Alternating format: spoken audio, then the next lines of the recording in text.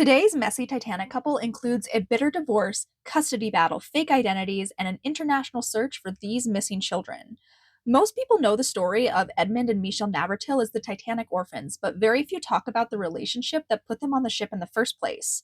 Their parents, Marcel and Michelle Navratil, were in the middle of a disastrous marriage. And because this is 1911, one could not simply get a divorce. It was a whole court dispute where you had to prove wrongdoing, usually severe wrongdoing like adultery, extreme cruelty, desertion of the family. You get the picture. And the fight got ugly. Really ugly. Records show both sides making accusations, with Marcel accusing Michelle of extreme jealousy, violent outbursts, verbal abuse, abandoning the family, and a whole laundry list of other things. Michelle accused Marcel of infidelity.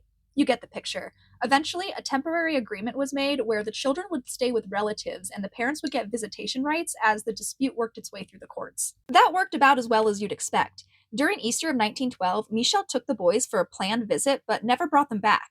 Instead, he fled the country of France, gave them all fake names, and bought tickets for the Titanic. At first glance, it looks like a father taking his children and running from a failed marriage, which already isn't a good look. But there was another, more immediate problem that probably motivated his insane decision. Michel's tailoring business was collapsing. He hadn't been paying his bills, and creditors were pursuing him for the massive amounts of debt he had incurred. In fact, the very day Titanic set sail from Southampton, Michel was supposed to appear in court over his financial troubles. Which means he wasn't just running from his marriage, he may have been running from his entire life in hopes to never be found. We'll never know for certain because he was one of the many victims on Titanic, and Edmund and Michel were only 4 and 2 when this happened.